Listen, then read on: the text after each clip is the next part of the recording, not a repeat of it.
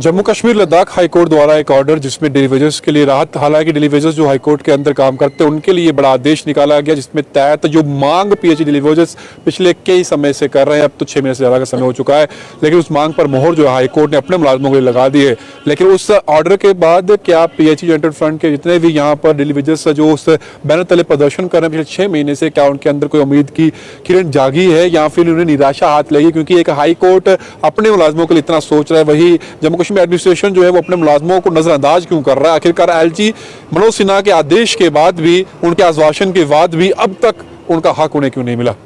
हमारे साथ बात करने के राजेंद्र ताजी से बातचीत करते हैं। राजेंद्र जी, क्या लगता है जो कोर्ट ने आदेश निकाला, अपने मुलाजमों के लिए ऑर्डर निकाला जिसमें कहा 10 साल से ऊपर जितने भी लोग उनको पक्का कर दिया जाएगा, उनके अधीन जितने भी लोग वो आते हैं, तो क्या लगता है अगर हाईकोर्ट इस तरह का आदेश निकाल सकता है तो सरकार क्यों नहीं निकाल रही है? सक्षम क्यों नहीं है सरकार इतनी कि वो भी अपने बलबूते ये ऑर्डर निकाल सके? शुक्रिया आपका और आपके चैनल का। देखिए, सरकार सक्षम है स्मार्ट सिटी बनाने पे, सरकार सक्षम है बड़े बड़े प्रोजेक्ट लाने पे, सरकार के अधिकारी, लेकिन डेली वेज की थाली में रोटी नहीं देनी। माननीय हाई कोर्ट पिछले 4 साल से इनका वेट कर रहा था, ये उनको भी घुमाने की कोशिश कर रहे। उन्होंने फिर अपना अधिकार का इस्तेमाल करके अपने लोगों को रिलीफ दी, जो उनको काम, चाहे वो पानी पिला रहा है, चाहे फाइलें दे रहा है, चाहे छोटे मोटे जो काम कर रहा है, उन्होंने ये समझा। हमारे चीफ जस्टिस साहब ने जम्मू कश्मीर लद्दाख के, और हम उस फैसले का वेलकम करते हैं।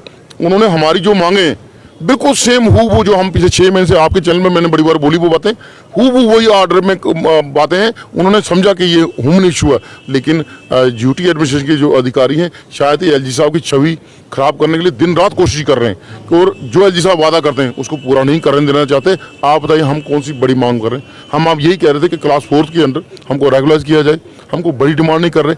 24/7 हम काम कर रहे हैं, लोगों को पानी पिलाना काम कर रहे हैं। अगर जो आदमी कोविड में काम कर सकता है उससे बड़ा क्या सबूत देना हमको सरकार के उन अधिकारियों को? जब वो वर्क फ्रॉम होम कर रहे थे, घरों में छुपे हुए थे, हम लोगों को पानी पिलाने का काम कर रहे थे। आज ये तमाचा भी है सरकार के मुंह पे, यूटी एडमिनिस्ट्रेशन अधिकारियों पे, और उनको कोर्ट ने रास्ता भी दिखाया है कि इनको रेगुलाइज कीजिए। एक चीज़ चल जाऊँगा, लद्दाख एडमिनिस्ट्रेशन की भी यहाँ पे बात करूँगा। कुछ दिन पहले जब हमने वो आपसे भी बातचीत करी थी, उसमें खबर भी चलाई थी जिसमें उनके एलजी और उनके ब्यूरोक्रेट्स ने एक बड़ा ऐतिहासिक फैसला तो अपने डेलीवेजर्स के लिए एक नियमित करने का आदेश निकाल दिया।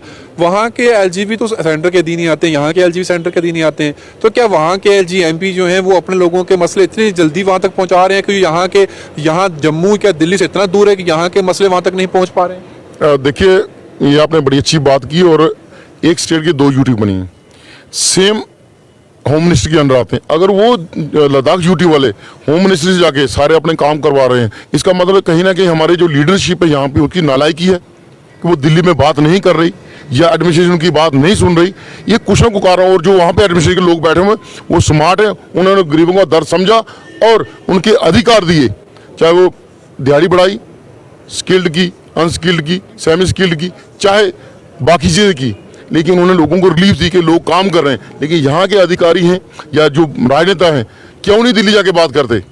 क्यों उनकी बात नहीं सुनी जाती? पिछले 2.5-3 साल से लगातार हमें वादे किए जाते हैं, हाँ हम बात।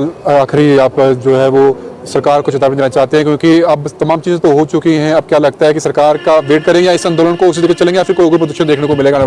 देखिए, 15 दिसंबर तक सरकार के पास टाइम है और डिपकॉम साहब के पास टाइम है, जो उन्होंने हमारे से वादा किया था कि इस मसले को हम हल करना चाहते हैं।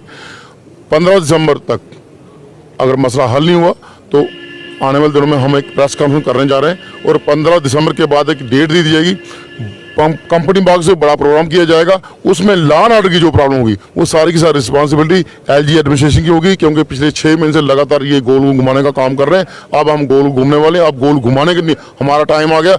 17 अक्टूबर से हमने बता दिया था हम टकराव की तरफ चल पड़े हैं। अब टकराव उससे बड़ा होगा, गोली सीने पे खाएंगे, पीठ नहीं दिखाएंगे, बगैर पास ही घर नहीं जाएंगे। चलिए बहुत शुक्रिया आपका समय देने के लिए। तो साफ तौर पर खुली चेतावनी सरकार को ये कह दिया गया है कि 15 दिसंबर को एक मेगा प्रेस कॉन्फ्रेंस की जाएगी, जिसके बाद कंपनी वाग में जिस तरीके का ट्रेलर दिखाया गया था उस तरीके की पिक्चर जो है पूरी दिखाई जाएगी, और इसकी जिम्मेदारी सरकार की होगी। लॉ एंड ऑर्डर की सिचुएशन जो भी बनेगी उसका जिम्मेदारी हमारी नहीं है। अगर उससे पहले सरकार कोई पहल करती है तो उसे वेलकम स्टेप माना जाएगा, लेकिन 15 दिसंबर तक का समय जो है यहाँ से डिलीवरी जो है वो सरकार को दिया गया है।